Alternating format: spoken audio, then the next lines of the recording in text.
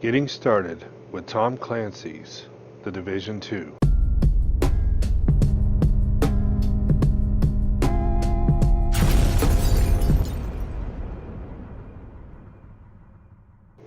At the beginning from a launch, a character customization screen appeared. However, I could not choose which class I would play because the demo forced me into it by design for beta testing. I started on Eclipse Street with the White House being breached and immediate assistance was requested via comms. Check it out in this video here.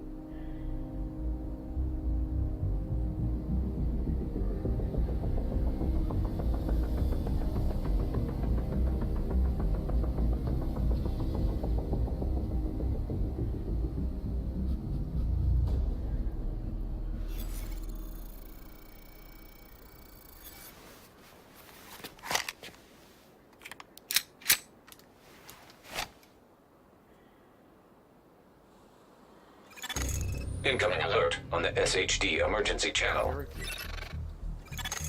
Flash priority. The base of operations is under attack. Hostile forces have breached our southern perimeter. We are in need of immediate assistance. Repeat, need immediate assistance from any nearby agents.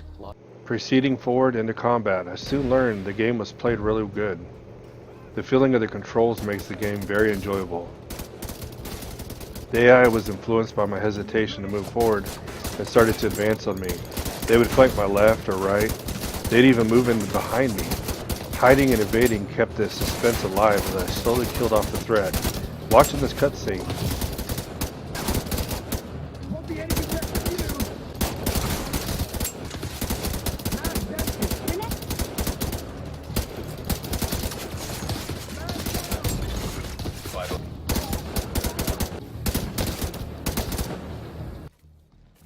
I proceeded into the White House and had a look around.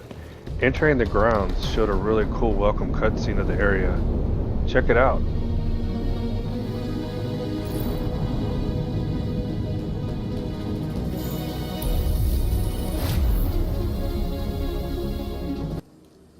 There are several of these cool little cutscenes through the game, as you can see.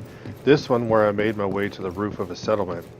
Here is where I conducted a lot of my project completions, which give blueprints for mods to weapons and armor and XP rewards, and where I sold and purchased a lot of gear and weapons.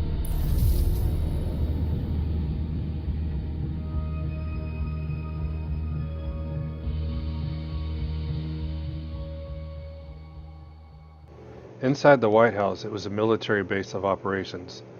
Very detailed environment with some personal touches. As you can see to my right, there's a sign of what is inside. As I zoom in, you can see it says Division Coordinator, which points you to the objective for the area to progress into the next parts of the game.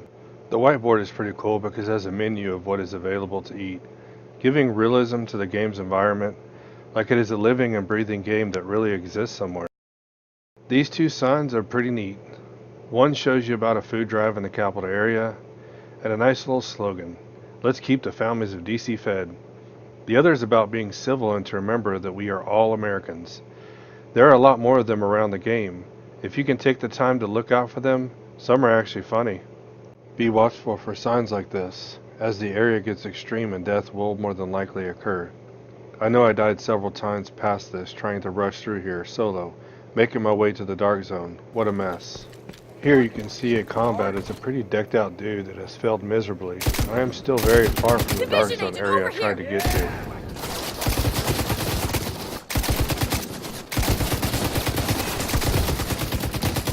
I'm going for their flank! Got it! Vital sign.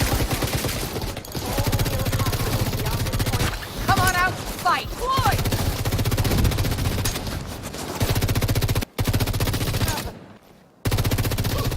Screw you, agent! What are you doing now?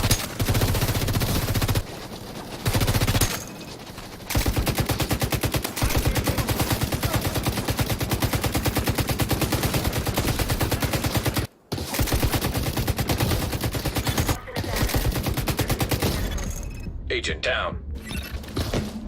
I ended up at the Division's Coordinator's office door. Throughout the beta experience, I watched a few different cutscenes. This one is pretty cool.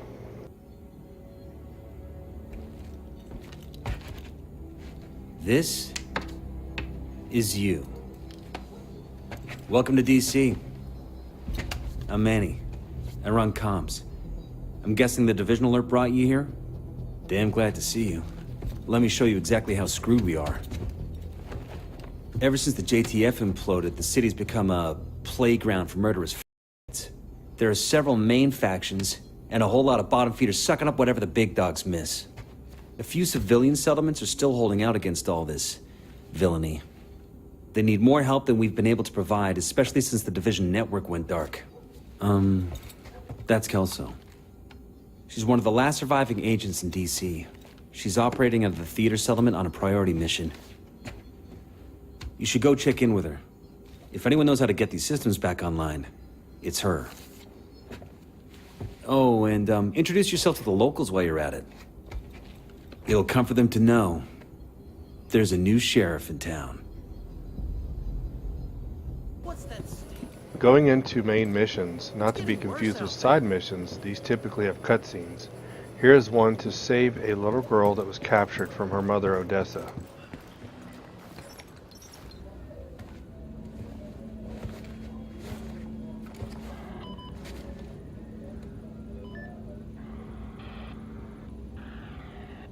Look, there's that agent. If you're looking for Agent Kelso, she just left. I should have gone with her. But I'd only slow her down.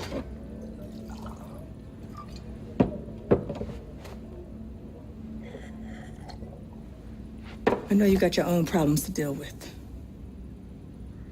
But them hyena mother took my little girl. Get to me. If you can help, I'll be on your debt. And I always pay my debts.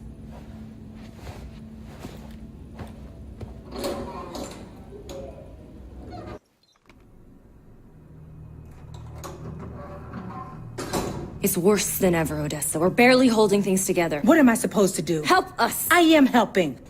I am helping. Just not the way you want me to. We need you out there again. Your leg wouldn't stop you. It's not about that. I know it isn't. But if we fail... All right! All right. We can probably spare some people.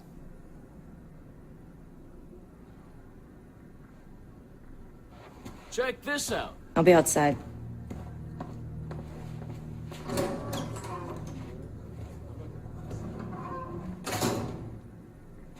She said you did your part. I won't forget it.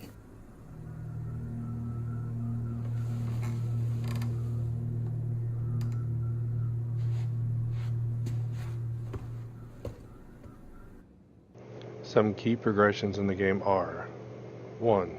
Character. Building up your character via skills, perks, weapons, armor.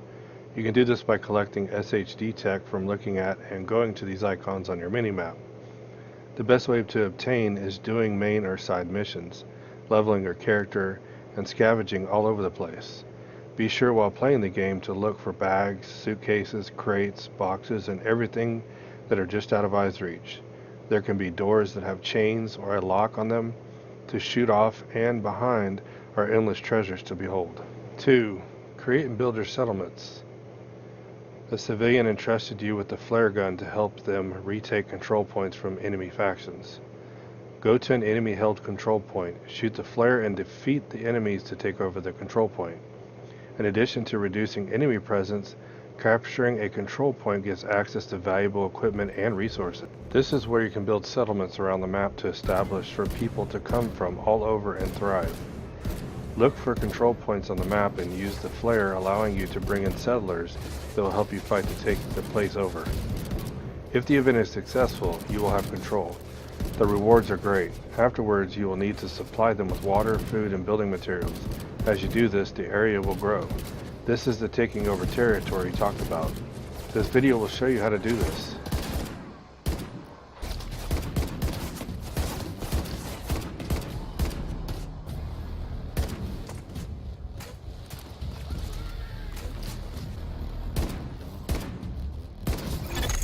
Heavily armored hostile detected.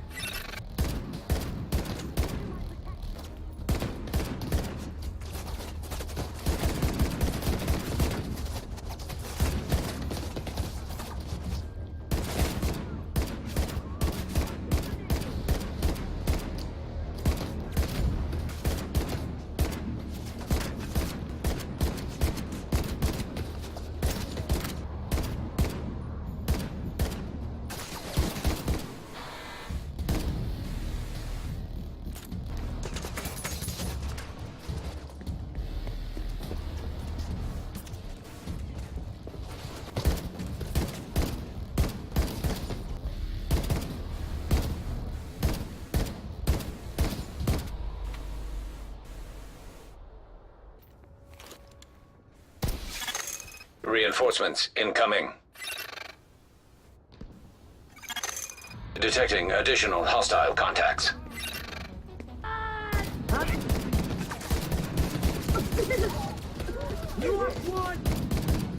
Watch it burn!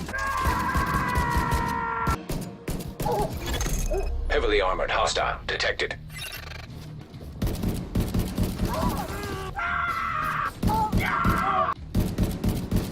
Need to be quick! Go ahead. I'll cover. They're moving around me! Don't let them get past you. Armor shot to hell! Thanks for showing up. You really saved us. Control point secured. Well done. Supply room access unlocked.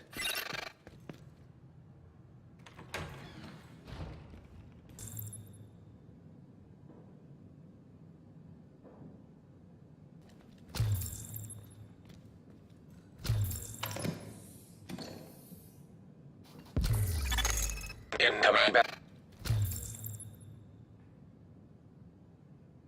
Number 3. Goal projects. This is a place to find the information you need to build your settlements and make them full of equipment and resources that make you thrive in the game. One of the goal projects is Outfit Hunting Party. By donating steel, a chest armor, and complete a event, Rid of Hostiles will complete this. Your settlement will have the ability to hunt. You gain rewards for this. You get a blueprint to create steel-lined iron sights and plus 645 XP. There are plenty of those to complete, and be sure to look out for them at your projects desk. Base of Operation. In the beta, it is the White House. Upgrade settlements to send people to the base that unlocks abilities like crafting and other useful in-game features. You can see here where Anaya becomes a crafting vendor at the White House, or Base of Operations.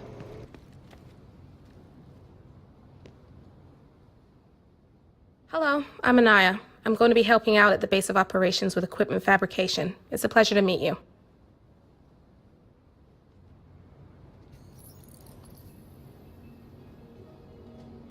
Keep in mind, this is the beta from March 1st through the 4th. Some quirky things I noticed while playing are the invisible gun that required me to log out and back in to fix.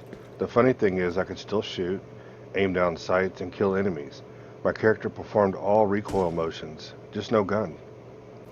The elements actually change while things are destroyed.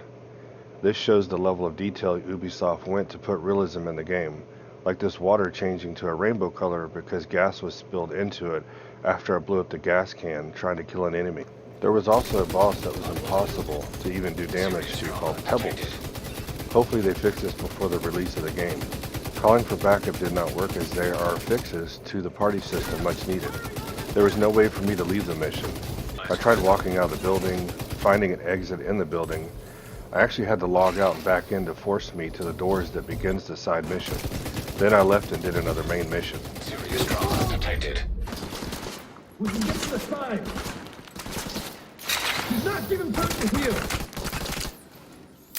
Think you can take me? What?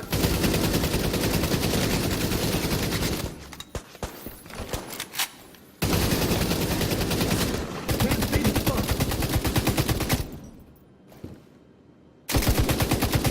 I surprised! Assistance needed. I'm gonna drop you, mother! Could you use some help? Serious. Do not let them use the medjack! Vital signs critical. Can't deal with us! Agent. All in all, the game has a great feel to it. The want to drive on to better humanity is placed in almost every aspect of the game. Achievements are everywhere, allowing me to see what I am striving for.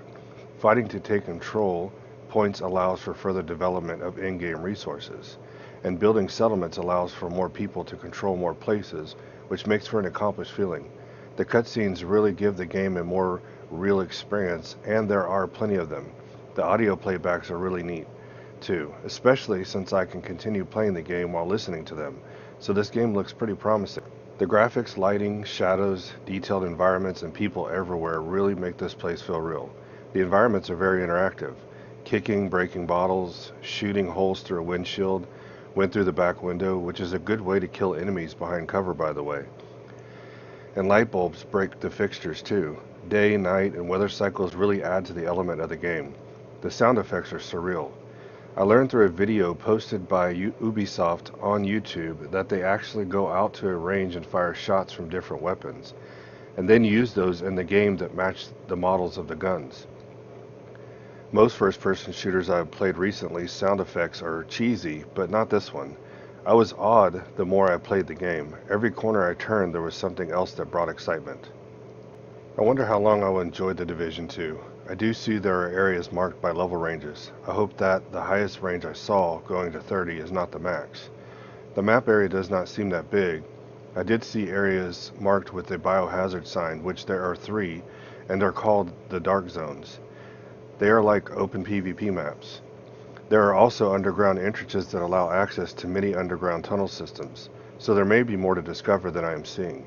But please remember, this is the beta and only till level 8 is unlocked. After playing for a while, I was only level 3. As this game seems, it will be a lot of fun. I hope there are many hours of playing to reveal. I have to say this is a great start so far.